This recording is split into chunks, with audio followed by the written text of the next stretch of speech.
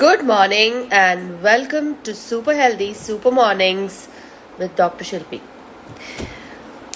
It is very interesting that there are so many advantages to normal delivery, but yet people are ignorant, and this is where I want to concentrate and encourage normal vaginal deliveries. And yesterday we had a session about how normal vaginal deliveries are having advantages to the child, and today we're going to raise in the same topic and talk about normal vaginal deliveries and the impact on maternal health. So today it is not only about advantages, we're also going to talk about disadvantages, because it's about maternal health and facts and figures should be there in front of everybody. And when it comes to normal vaginal delivery and its advantages, everybody knows that when you have a vaginal delivery or a natural birthing experience, you have a very short hospital stay. That's most of the people know about these things. And so whenever they have a normal vaginal delivery and once they get discharged, their frequency of visits to the hospital is not that much frequently they have to visit for an operative delivery. So that is another very important point for somebody who is not in access to medical care. You have a normal vaginal delivery, then you can go back to your hometown, or you can stay. Once you go back to your place, it's good to go, and you will not need that many follow-ups how the operative delivery woman would need. And the amount of painkillers. Now, people say that painkillers for normal delivery women are lesser needed than for operative delivery. I usually disagree on that point, because even in normal delivery women, it all depends on the pain sensitivity and pain threshold of the woman, rather than keeping it generalized. And I have seen women who have had operative deliveries and they just walk around the very next day even with a small paracetamol tablet that they take. And I have seen women who have had normal deliveries and yet refuse to walk around the next day because they feel that they are not very comfortable with a small episiotomy, or the tiredness that they have had experienced after the delivery, or some muscle aches, or some fatigue, and all these things. So there are different kinds of people and their mentalities, and judging the need of painkiller is not very correct. But yes, for an operative delivery, definitely the number of days of painkiller or any measures for pain relief is definitely more than a normal delivery without any intervention. And in the delivery process, there was not even a cut or a wound or any kind of a problem. Especially this thing happens for the second and third deliveries or the fourth deliveries, wherein they do not have much of an issue, and once they come in, the labor process accelerates and they deliver. So in such people, yes, comparatively the pain factor is less and they would need very less painkillers. And one very important factor I always want to talk about is maternal recovery. Maternal recovery is faster with normal vaginal deliveries, and definitely comparative to an operative delivery, her coming back to normal, her resuming her regular activities and duties, and getting back to work, taking care of family, children, and herself, it takes a little time. And that time is, maybe people say it is for the physical form to get back to normal. It is also the time required for her mentally to become stronger as a woman post an operation and get back to her regular work. So mentally and physically also, they take a little more time when compared to normal delivery in operative deliveries to get back to normal. And that is different for determined women. Whenever your determination works, it works beyond your brain function and it works beyond anything. So for somebody who wants to get back to normal as soon as possible, it does happen quickly also. and there are exceptions for everything. And in terms of breastfeeding, that is another very important thing. In normal vaginal delivery, when the delivery process is happening and the release of hormones is there, and once the delivery happens, there is skin to skin contact of the baby, and there is oxytocin that is naturally released because of the labor process, and the baby's touches as soon as possible. And usually once the delivery happens, we give hand over to the mother side, there is skin to skin contact, and this again enhances the prolactin secretion and several other unknown hormones that establish breastfeeding and enhance the effect of ongoing process of breastfeeding. So this is one very important thing that even we are trying to implement in operative deliveries, where the baby can be as soon as possible shifted to the mother's side. And when the baby shifted to the mother's side, the latching, the skin to skin contact and everything happens as fast as possible. So usually in normal vaginal deliveries and natural birthing, breastfeeding can be started straight away, and that leads to a very well established cycle of hormone release and ongoing lactation. And it is very good in terms of promoting exclusive breastfeeding and promoting mother-child bonding and all that. So for women who have had a normal vaginal delivery, they are less likely to have medical problems in future pregnancies also, because it's a natural phenomena. And for somebody who's had a normal vaginal delivery, the chances of having a preterm delivery or chances of her having hernias in future in terms of operative deliveries. So all these things, medically they are at a lesser risk of having complications in future. And this is again a matter of fact, once a vaginal delivery, next time also tentatively it will be a vaginal delivery, and it will be a faster phenomenon and a better phenomenon. So that way also, for somebody who's had an operative delivery and next time contemplating for a vaginal delivery, again it is a high risk pregnancy and high risk pregnancy care.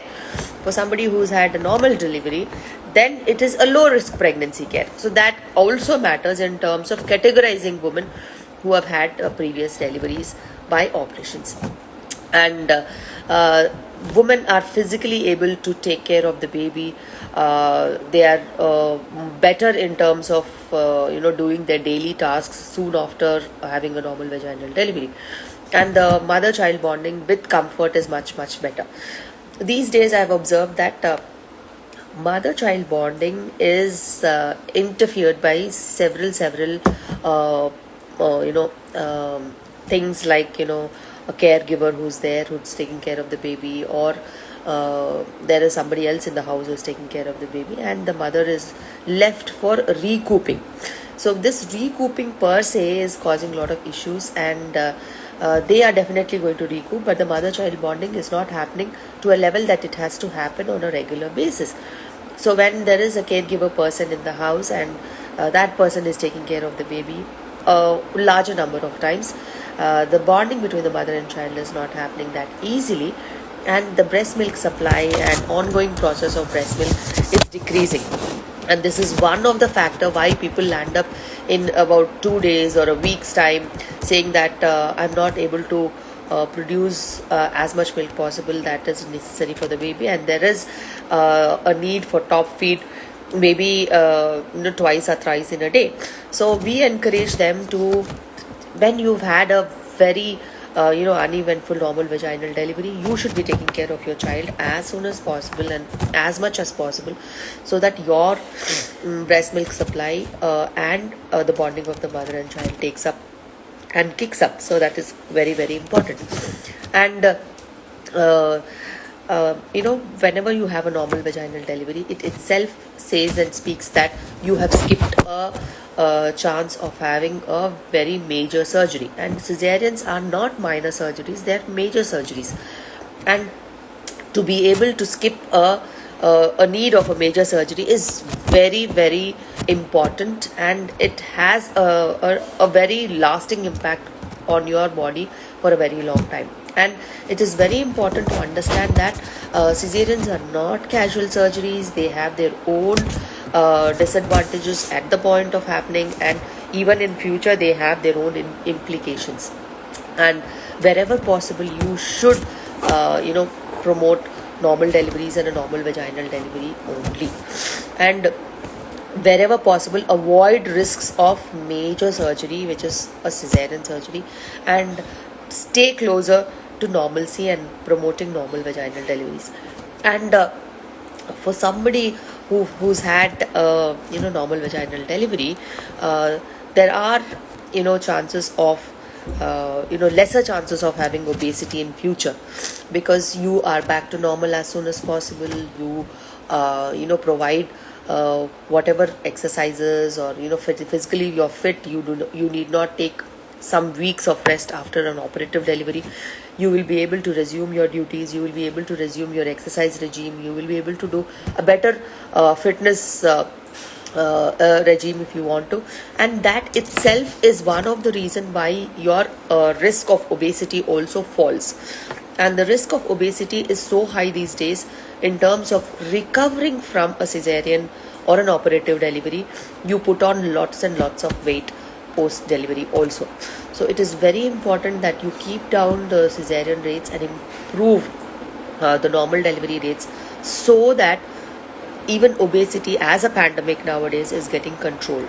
And that is the need of the hour, because every given point of time, wherever if we can cut down the rate of obesity, it is going to give a lasting impact on overall health of the mother in future, and preventing lifestyle problems and metabolic problems, and prevention of diabetes, hypertension, cholesterols, cardiac diseases and cancers in future.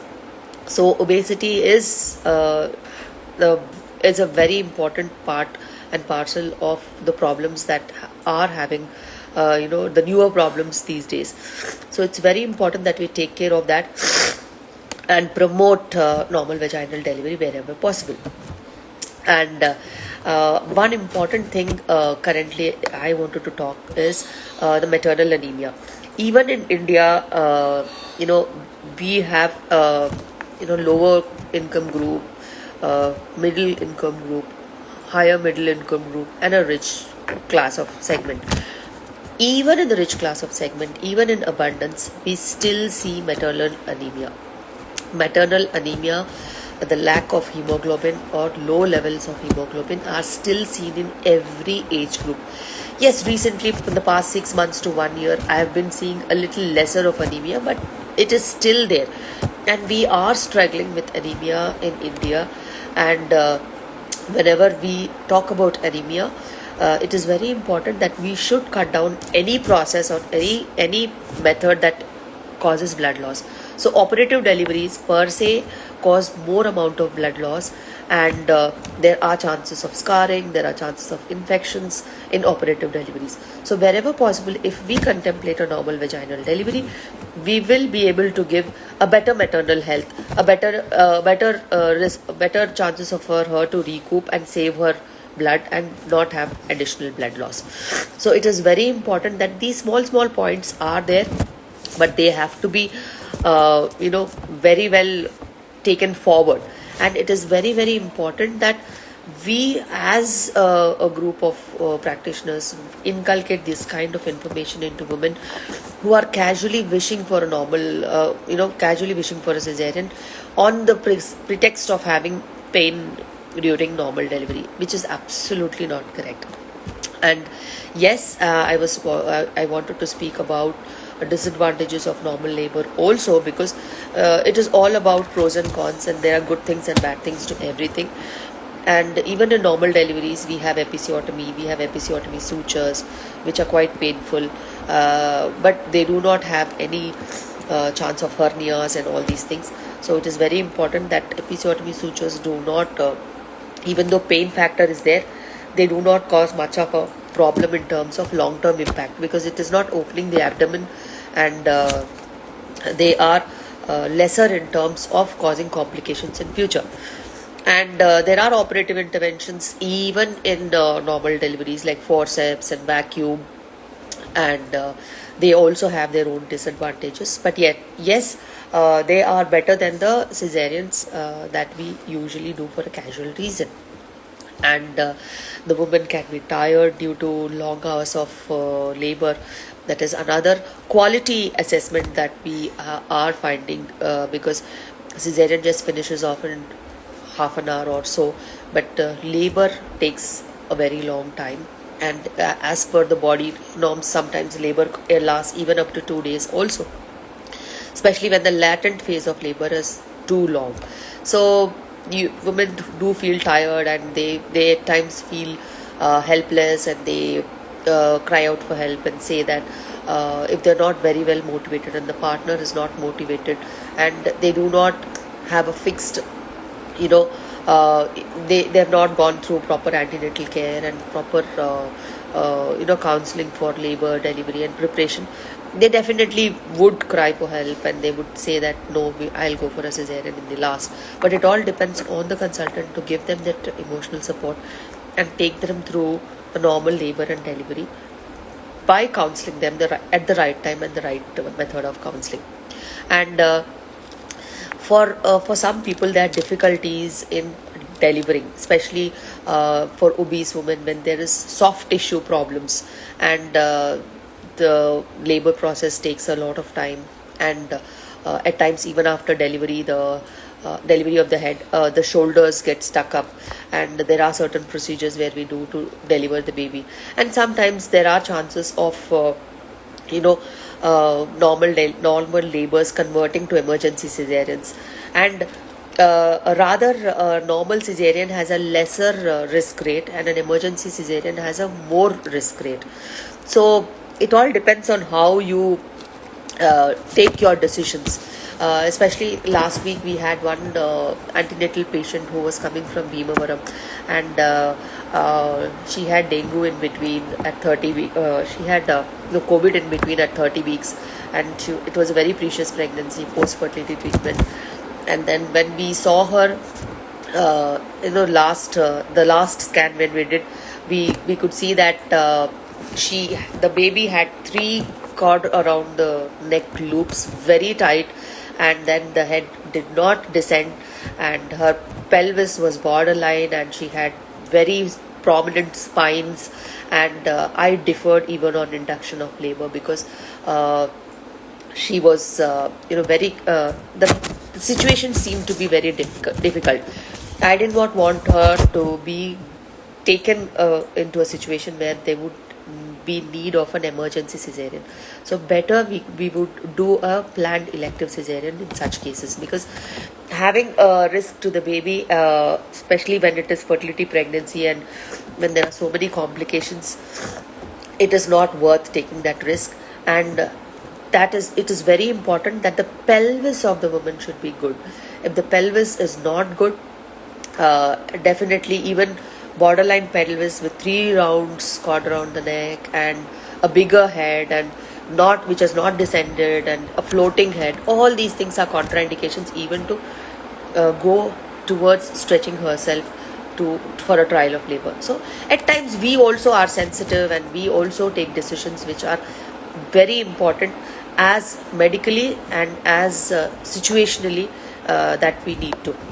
And emergency cesareans do have a little higher risk than normal deliveries and normal cesareans, and there are more chances of stress urinary incontinence and incontinence issues for somebody who's had a normal vaginal delivery. But that is all subject to not taking care on a regular basis. If you do your Kegels exercises, if you do your postnatal exercises, if you take care of yourself on a regular basis and follow everything possible, even postnatally, you will not land into any such given situation. But yes, normal deliveries do have a little higher risk of stress incontinence or urge incontinence or prolapse incidents. So this is all based on the statistics that we see.